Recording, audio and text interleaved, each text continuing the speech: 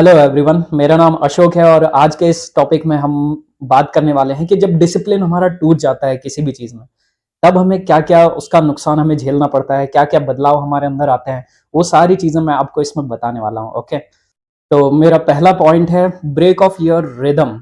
जो आपकी रिदम रहती है, किसी भी काम को करने की जो स्पीड रहती है, जब भी आप कोई काम स्टार्ट करते हो, जैसे मैं वीडियोज़ बनाता था रेगुलरली, ओके? पहले 1 मंथ जब से मैंने यूट्यूब स्टार्ट किया है, तब से लेकर 1 महीने तक का मैं कंसिस्टेंसी के साथ में वीडियोज़ बनाता था और मेरे पास मैं कहीं से भी आइडियाज़ लेके आ जाता था और कहीं से भी स्क्रिप्ट कर लेता था, माइंड में ही अपने थॉट्स बना लेता था और एकदम एनर्जी के साथ में वीडियोज़ बनाता था। तो 1-2 हफ्ते और 15 से 20 दिन जैसे ही मैंने वीडियो बनाया, मुझे एक हैबिट बन गई, मेरी एक रिदम बन गई थी। कंसिस्टेंसी के साथ एक डिसिप्लिन बन गया था कि डेली शाम के 4 बजे वीडियोस बनाना है, मतलब बनाना है किसी भी टॉपिक पर थोड़ा रिसर्च करके और अपना पर्सपेक्टिव उसमें ऐड करके और वीडियोस बनाना है। तो इस तरीके से मैं कंटिन्यूअसली वीडियोस बनाता था।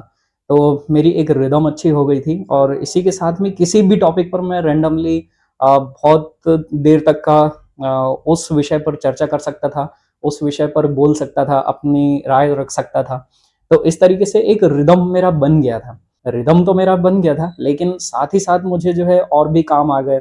पर्सनल लाइफ में मैं थोड़ा बिज़ी हो गया, तो जिसकी वजह से जो मेरा डिसिप्लिन था, जो मेरा 1 मंथ से जो डिसिप्लिन बना हुआ था, वो कहीं न कहीं टूट गया। तो इसकी वजह से होता क्या है कि जो मेरा रिदम बना हुआ था, जो फ्लो बनी हुई थी कैमरे के सामने बोलने की, तो वो कहीं न कहीं फ्लो टूट गया। तो ये सबसे बड़ा जो नुकसान होता है डिसिप्लिन जब भी हमारा टूट जाता है, तो जो हमारा काम करने का जो रिदम होता है, वो कहीं न कहीं ब्रेक हो जाता है। जिसकी वजह से होता क्या है कि आपका जितना भी आपने जो मेहनत किया है, जो आपने हार्ड वर्क किया है अपने आप को डिसिप्लिन बनाने के लिए, तो वो कहीं न कहीं ब्रेक होने की वजह से आपको फिर से उस लेवल पे अपने आप को खड़ा करने के लिए बहुत ज़्यादा टाइम लगता है।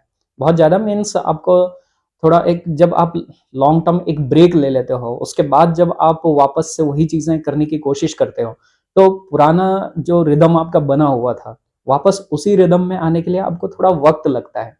तो पहला पॉइंट यही है कि आपका रिदम जो है पूरी तरीके से ब्रेक हो जाता है, जिसकी वजह से आप अपना फ़ोकस जो है लूज़ कर देते हो।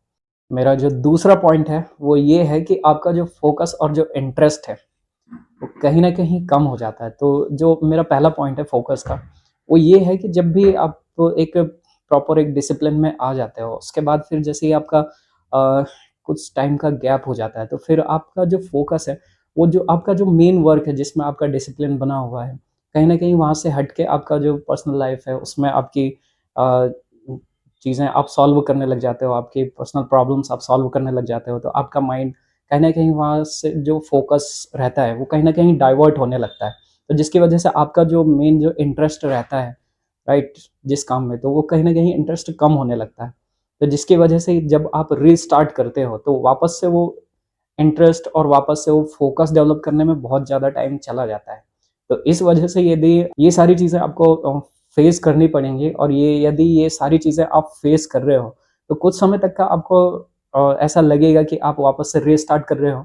लेकिन जैसे ही आप कंसिस्टेंसी मेंटेन कर पाओगे, तो डेफ़िनेटली आपका जो फ़ोकस और इंटरेस्ट है, वो डेफ़िनेटली आपका वापस से इंक्रीज़ हो जाएगा और जो डिसिप्लिन है, वो प्रॉपर्ली आपका बन जाएगा।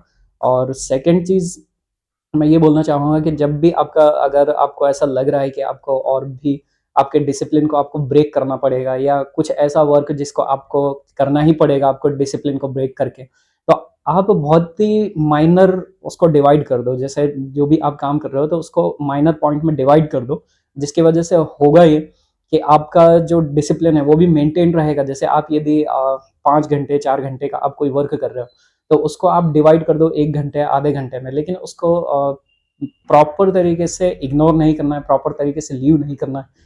तो इससे होगा क्या कि आपका डिसिप्लिन भी मेंटेन रहेगा और साथ ही साथ आपका जो वर्क फ्लो रहेगा, जो आपका एटीट्यूड रहेगा उस वर्क के लिए, तो वो कंसिस्टेंसी के साथ में मेंटेन रहेगा। तो यही चीज़ें मैं आपको बताने वाला था कि डिसिप्लिन टूट जाता है, तो उसके बाद क्या-क्या हमें लॉस होता है, नुकसान होता है और वापस से उस डिसिप्लिन को आप कैसे रिक्रिएट कर सकते हो, ओके? तो आई होप कि आपको काफ़ी सारी चीज़ें लर्न करने को मिली होंगी। बाकी मिलते हैं नेक्स्ट वीडियो में। ओके, तब तक के लिए जय हिंद।